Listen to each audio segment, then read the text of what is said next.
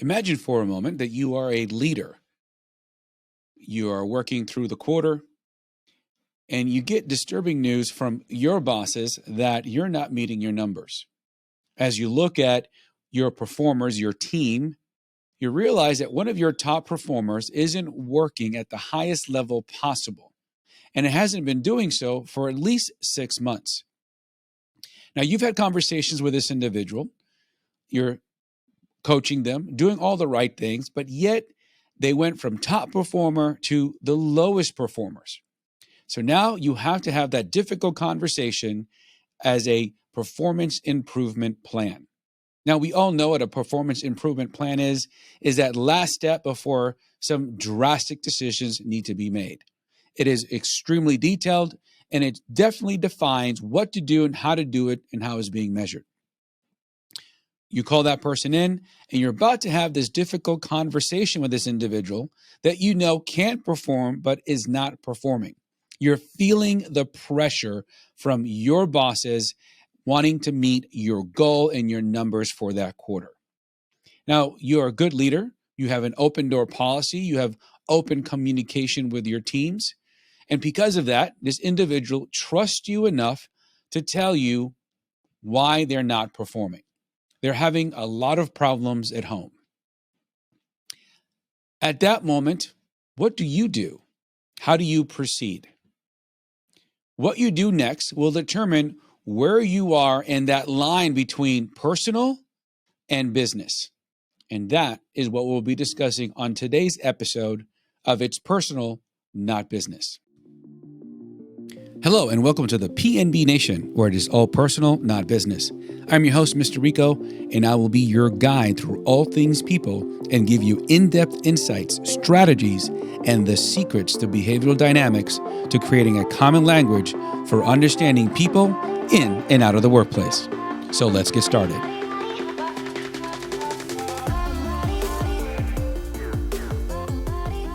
So what did you answer? What was your answer to that situation? Not a very easy one, I'm sure. But your decision, your choice, especially in today's workplace, can make a difference, not just for yourself, but for your team. That was a story that I heard and I read on LinkedIn, and I thought it was a great point of how that situation was handled and the outcome. Do you find yourself as a leader or manager or even a business owner of a medium-sized company having to struggle with how to have these conversations or to determine what is triggering the lack of performance? Now, let's face it, we have all gone through quite a bit in the last 2, maybe even to 3 years with now having to do hybrid and, pre-COVID and post-COVID and all these changes that are happening. And on top of that, if you are a leader or a new manager just coming into your position, you come with a whole new set of challenges.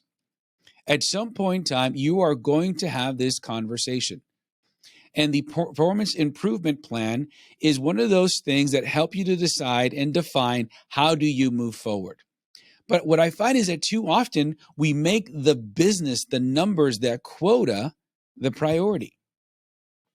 How you decided what to do? Do I maintain and coach and manage through this performance improvement plan? Or do I look at the personal side? Do I put that down and have an open discussion based on what I heard? It's not very simple. And depending on what generation you come from, you could decide on one way or the other. And that is the spectrum between personal and business. This is why it's not personal. It's not business. It's personal. At the end of this story on LinkedIn, the leader put everything down and said, you know what? Take the week off, go home, deal with the things that you have to deal, get it organized. And when you come back with a fresh mind, no stress, let's put together a plan that aligns with what you need to do to create a balance between you and work so that you can deal with both. And let's have an open conversation. If you find that you're struggle, let's continue to work towards resolving it. After a week, that individual came back. Not only did he accelerate and continue to go back up to his top performing state, but he was a much more loyal, engaged, and driven employee. The leader learned something about that because he started to recognize, I need to sit down and have a conversation with each one of my members to see, where are they? Where is their headspace? Where is their quality of life? Is what they're doing in alignment to the things that they value the most? And what I want you to walk away today from today's episode is that as leaders, we are so inundated with so much tactical, transactional, strategic decisions that there are times we forget there's another human being that we depend on as a team member, that we need to increase the level of priority. If we don't, then at some point in time, we are going to suffer. And I want to talk to all the leaders that are out there that are listening to this, whether you are a seasoned leader or just became a leader.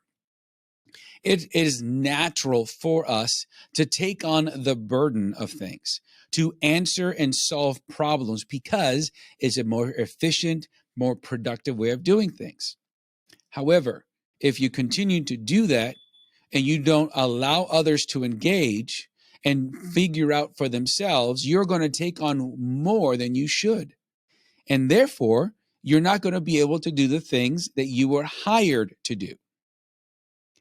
You've also trained your teams to take on and give you all the problems to solve. Are you really giving them the knowledge and wisdom for them to thrive and succeed? But taking a step further, if you take a moment to sit with each one of your team members and determine, as Simon Sinek says, what is their why, not their 5-year why, the next 30-day why. How are they doing? Are they struggling somewhere? Is whatever they're having to accomplish for their job in alignment to what is important to them, whether it's time off or more money or a vacation, whatever it may be? If you determine what that why is, you're going to be able to align what they do to something that's personal. And it's going to be a lot easier to coach and manage to that why. So first thing is, sit down and have a one-on-one conversation with each one of your team members. Do a health check, a mental check, a life check, a quality of life check to see how are they doing. And by the way, what are you thriving to accomplish this month, this quarter, for yourself, for your family? Let's set up a short-term goal that we can align your activities, your actions towards accomplishing that.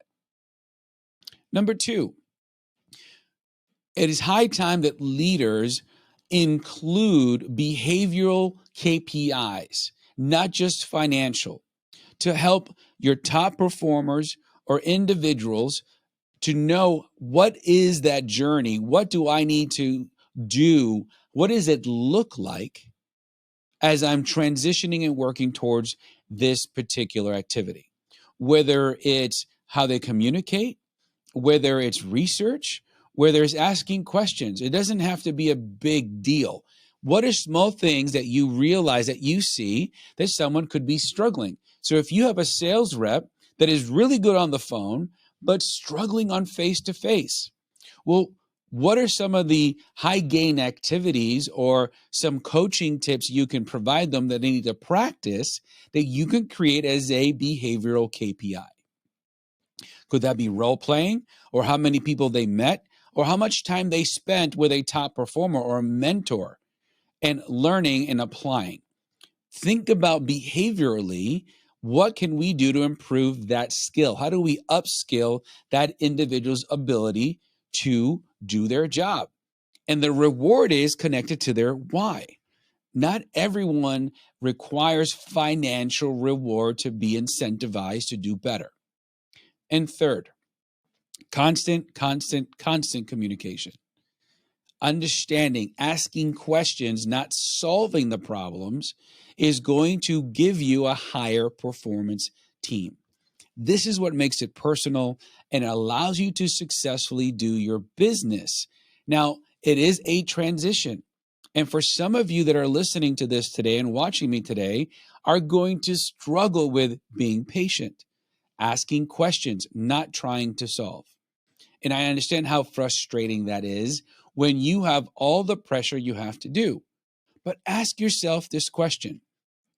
Of all the fires you're putting out, how many of those should be put out by someone else? And is the reason why they're not putting them out because they don't know how to, they don't want to, or you've been doing it for them for too long?